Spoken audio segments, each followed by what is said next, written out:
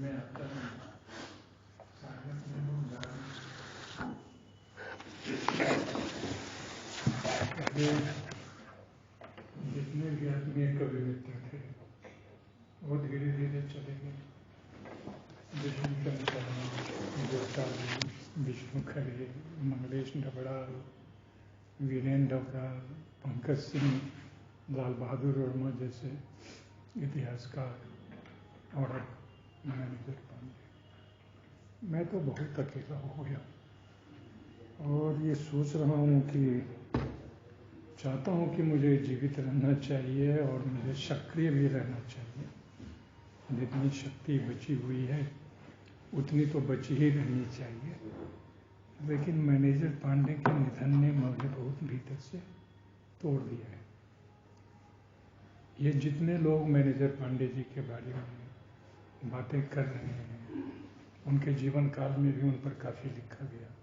जीवन काल उनके निधन का जब मैं केरल से रांची आ रहा था तो 10 बजे के करीब फ्लाइट में मैंने व्हाट्सएप पर एक मैसेज देखा कि वो नहीं रहे। मुझे शंका थी क्योंकि 2-3 महीने से वो जिस तरह चल रहे थे और चंद्रा जी और उनकी बेटी रेखा से हमारा लगातार संवाद होता रहता था, उसमें मैं केवल शुभकामनाएं कर सकता था। ये पहले भी मुझे लगता था और लगता है कि मंगल कामनाएं, शुभकामनाएं, प्रार्थनाओं का कोई अर्थ नहीं होता है, लेकिन फिर भी हम लोग करते रहते हैं। मृत्यु सबसे अधिक शक्तिशाली है, ताकतवर है। मैनेजर पांडे को अभी कई कारणों से मेरी समझ से कम 10 वर्ष रहना चाहिए था। देखिए, हिंदी वाले से मेरा मतलब यह है कि हिंदी जो पढ़ने पढ़ाने का काम कॉलेजों और विश्वविद्यालयों में करते हैं, उन प्रोफेसरों से है और मैं उनका सख्त विरोधी रहा हूँ 30-40 वर्ष। मैंने उन पर काफ़ी लिखा है और काफ़ी बोला है।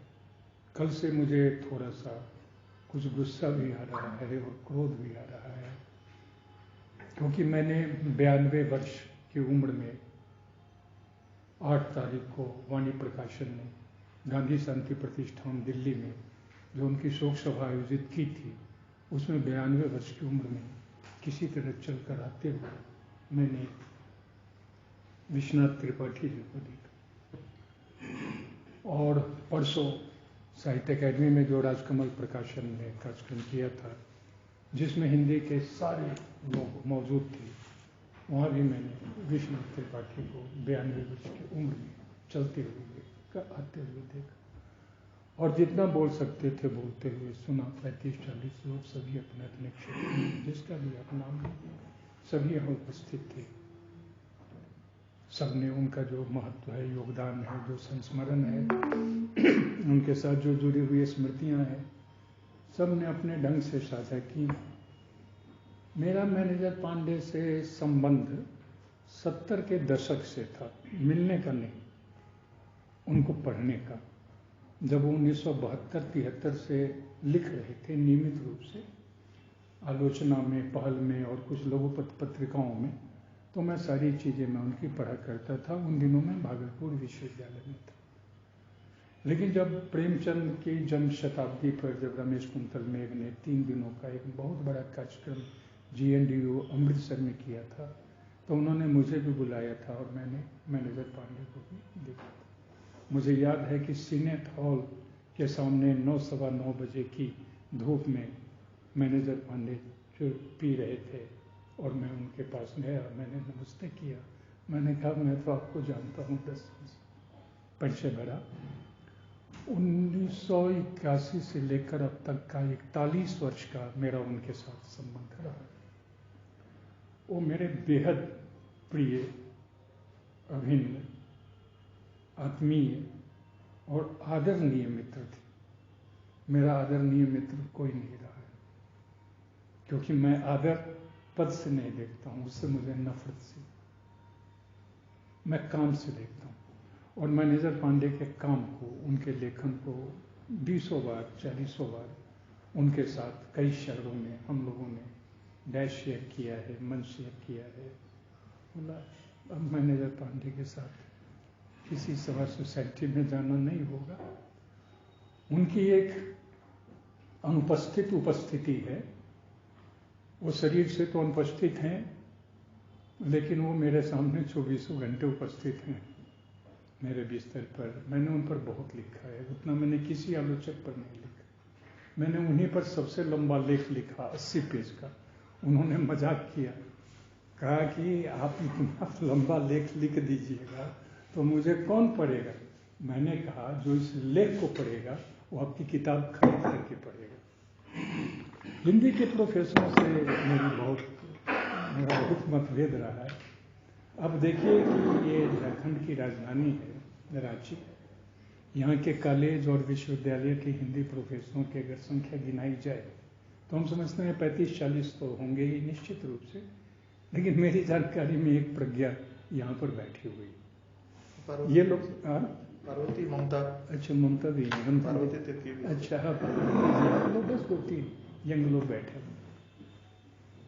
इन लोगों से मुझे कुछ अपवाद हैं, क्योंकि मैनेजर पांडे के कम से कम 15-20 ऐसे सुयोग्य शिष्य अवश्य हैं जो मेरे भी मित्र हैं। मेरे बहुत युवा युक्तर मित्र हैं और मैनेजर पांडे भी हमारे मित्र थे। ये दरअसल व्यक्तिगत क्षति तो है, लेकिन वो तो है, वो रहेगी। लेकिन जो सबसे बड़ी क्षति है वो हिंदी समाज की क्षति है, जिसे लोग नहीं समझ पा रहे। क्योंकि पूरा हिंदी समाज, नॉर्थ इंडिया,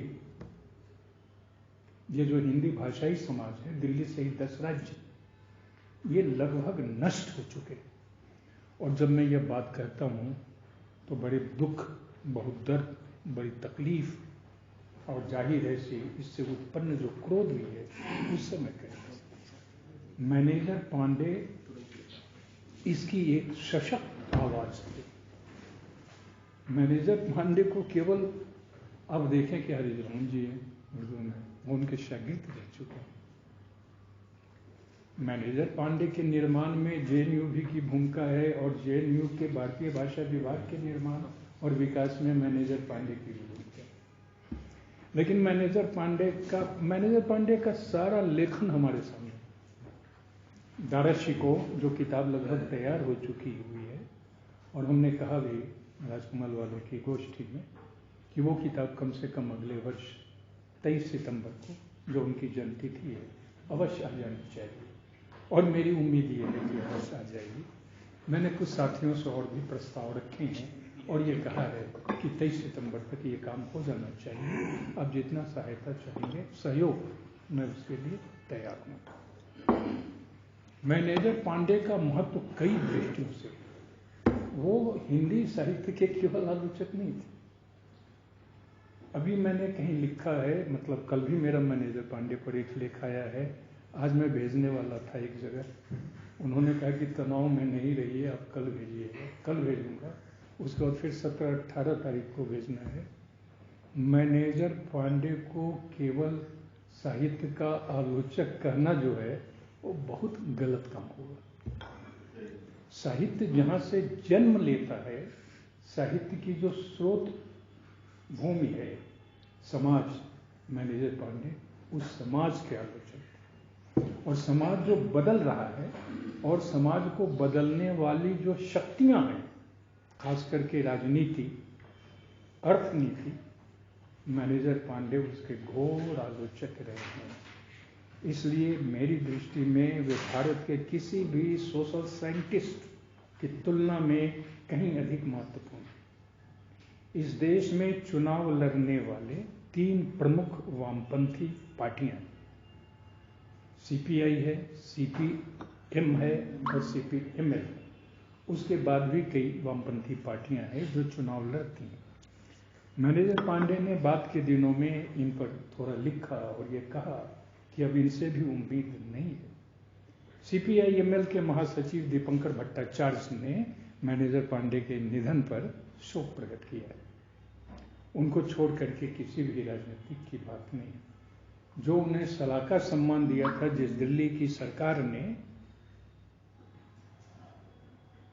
उनके फ्यूनरल पर उनकी ओर से एक फूल भी नहीं आया था। ये जो ताकतवर लोग हैं सत्ता में, मैनेजर साहब पांडे की विशेषता यह है कि यह जो शासक वर्ग है हमारे देश का, देश में चल रही जो राजनीति है, देश के साथ पूरे विश्व में जो चली आ रही अर्थव्यवस्था है, जो भूमंडलीकरण है, उस सब की उन्हें इतनी गहरी, इतनी पक्की, इतनी पैनी समझ थी कि हिंदी में और शायद पूरे भारतवर्ष में भी मेरी समझ से केवल 2 ऐसे आलोचक हैं हिंदी के भी, जिनको कि विश्व की अर्थव्यवस्था और भारत की अर्थव्यवस्था की सही सटीक समझ थी, और उन्होंने अर्थव्यवस्था पर लिखा भी। वो काम रामविलास शर्मा ने किया, और रामविलास शर्मा के बाद मैनेजर पांडे ने किया। नामवर जी ने भी उतना नहीं किया। मैनेजर पांडे की 29 किताबें प्रकाशित हैं। मैं सारी किताबें रैक से निकाल करके बिस्तर पर रख चुका हूँ। उनकी 30वीं किताब दाराशिकोह प्रकाशित होने वाली है, वो तैयार है। अब मैनेजर पांडे का लेखन 1968 से शुरू होता है, नक्सलवादी आंदोलन के बाद से। नक्सलवादी आंदोलन के बारे में अक्सर जो बात कही जाती है वह यह कि उसने भारतीय साहित्य को और भारतीय कविता को पूरी तरह से प्रभावित किया। हिंदी की हो, उर्दू की हो, पंजाबी की हो, मलयालम की हो, उड़िया की हो, बांग्ला की हो, मराठी की हो, सारी कविताओं का स्वर बदल गया। कहानियों का भी बदला, उपन्यासों का भी बदला, लेकिन अभी तक किसी भी व्यक्ति ने शायद यह बात नहीं कही है कि नक्सलवादी आंदोलन ने अपने जिस शानदार आलोचक को जन्म दिया और विकसित किया, उसका नाम मैनेजर पांडे है। यह दूसरी बात है कि नक्सलवादी आंदोलन बिखर गया, टूट गया, नष्ट हो गया, लेकिन मैनेजर पांडे कभी बिखरे नहीं। वो आगे बढ़ते चले गए, और नक्सलवादी आंदोलन और विचारधारा की जो भी सीमाएं हो सकती हैं या सीमाएं थीं, उसे लांघ करके वो और आगे बढ़ते बढ़ते चले गए। वही हिंदी के प्रगतिशील, परिवर्तनकामी, मुक्तिकामी, संघर्षधर्मी और क्रांतिकारी आलोचक हैं, केवल हिंदी के ही नहीं, भारतवर्ष के। परसों जब साहित्य अकेडमी में राजकमल प्रकाशन की ओर से शोक सभा हो रही थी बड़े हॉल में, और हॉल पूरा खचाखच भरा हुआ था 200 का, तो मैंने अरविंदाक्षन को देखा। अरविंदाक्षन को भी बोलने के लिए आमंत्रित किया गया। अरविंदाक्षन केरल के रहने वाले हैं, हिंदी के प्रोफेसर और अध्यक्ष हैं, और वो एक सशक्त आवाज़ हैं दक्षिण की हिंदी में। मैं उनके बारे में कह चुका हूँ कि जो हिंदी बोलते हैं, हिंदी के 100 प्रोफेसर भी उतनी शुद्ध, उतनी परिष्कृत, उतनी मार्जित हिंदी नहीं बोलेंगे। लोगों को पढ़ना चाहिए, सीखना चाहिए। नौकरी मिल गई, संतुष्ट हो गए, इससे कुछ होता जाता नहीं। अरविंदाक्षन ने वहाँ एक अच्छी बात कही कि पांडे जी को जो हमने बुलाया था कुसाट में, Cochin university of science and technology Kochi में, तो उस समय दूसरे दिन एक बड़ा सेमिनार था, मलयाली के भी कुछ क्रिटिक्स आलोचक आए थे, और उसके बाद तीनों में बातचीत होने लगी। भाषा का एक व्यवधान था, ले देकर टूटी फूटी अंग्रेजी में, क्योंकि मलयाली वाले अंग्रेजी बहुत अच्छी जानते हैं, हिंदी वाले थोड़े कम। तो अरविंदाक्षन ने कहा कि केवल भावों के जरिए, कुछ शब्दों के जरिए अपनी बात जिस तरह से लोग एक दूसरे को संप्रेषित कर रहे थे, उसके बाद मुझसे मलयाली आलोचक ने कहा कि ग्रेट इंटेलेक्चुअल। मैं अक्सर लोगों से पूछता हूँ, अपने मलयाली साथियों से और बांग्ला साथियों से, और फिर पूछूंगा कि क्या, क्योंकि इन 2 भाषाओं का नाम इसलिए लेता हूँ क्योंकि इसका साहित्य बहुत समृद्ध है, तमिल का तो है ही, कि उसमें ऐसा कौन सा आलोचक है जिसने इतने बड़े रेंज पर विचार किया है, जितना बड़ा रेंज मैनेजर पांडे का है, रामविलास शर्मा का है, या नामवर जी का भी है।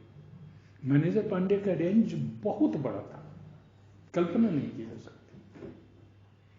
उन्होंने सब पर विचार किया। आप यही सोचिए कि पॉलिटिकल साइंस के प्रोफेसर, जेएनयू के सोशल साइंस के, वे उनका लेक्चर सुनने के लिए आते थे, और जब वो कुछ बड़े सोशल साइंटिस्ट का नाम और उसके विचार को कोट करते थे, तो उन लोगों को लगता था कि अरे हम तो ये जानते ही नहीं थे।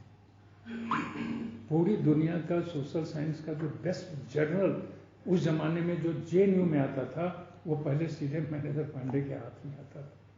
मैं जब भी उनके दिल्ली वाले डेरे पर गया, हमेशा टेबल पर कई नई किताबें, वो सभी अंग्रेजी की होती थी, पूरे विश्व के वैचारिकी सैद्धांतिकी में क्या घट रहा है, क्या हो रहा है, इस पर उनकी बड़ी पैनी नजर थी, और उसे वो पूरी तरह पचा करके भारतीय संदर्भ में अपने ढंग से वो व्यक्त करते थे।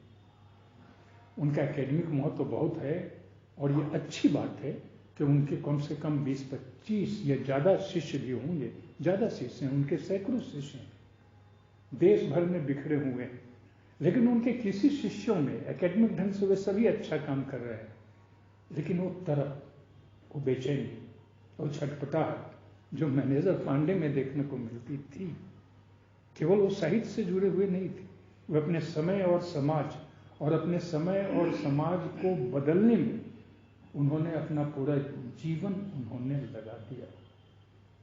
ये एक बहुत बड़ी बात है, इसे राजनीतिक नहीं समझेंगे। मैं हिंदुस्तान की किसी भी पॉलिटिकल पार्टी के किसी भी थोरेटेशियन को मैं उतना महत्व नहीं दे सकता जितना मैं मैनेजर पांडे और रामविलास शर्मा को दूंगा। अगर किसी को अतिशयोक्ति लगे तो उस पॉलिटिशियन की हमसे बात करें, मैं उनके बारे में बात करूंगा कि उन्होंने क्या किया, इतना बड़ा। इसलिए हिंदी में उन्होंने लिखा, बेशक लिखा, वो जो साहित्य और सबके समाजशास्त्र की भूमिका है।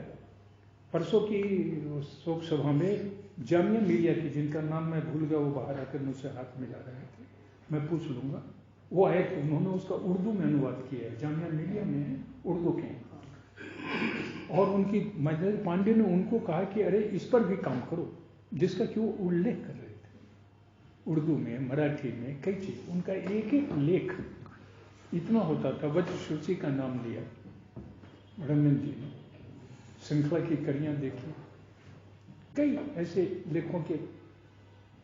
साहित्य का समाज से संबंध है, ये सभी जानते थे हिंदी वालों में, बालकृष्ण भट्ट से लेकर आज तक, लेकिन आलोचना की भी सामाजिकता है, ये कहने वाला भारतवर्ष में केवल मैनेजर पांडे थे।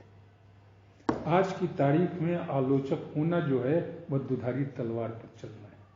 आलोचक होने के लिए ईमानदार, सत्यनिष्ठ, साहसी और निर्मम होना पड़े।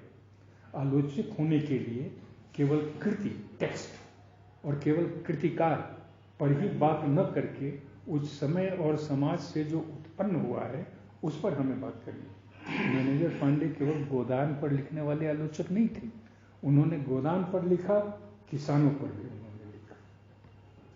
इस तरह से उनके यहाँ जो कड़ियां जो जुड़ती हैं, मैं आश्चर्यचकित रह जाता हूँ।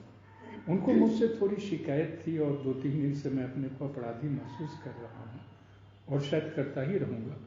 उन्होंने 2-3 बार मुझसे कहा कि अरे हम पर इतना लिख चुके हैं, इस पर तो किताब निकल जानी चाहिए, कम से कम जितना मैंने उन पर लिखा है अभी तक 150 से 200 पृष्ठों की एक किताब बन जाए।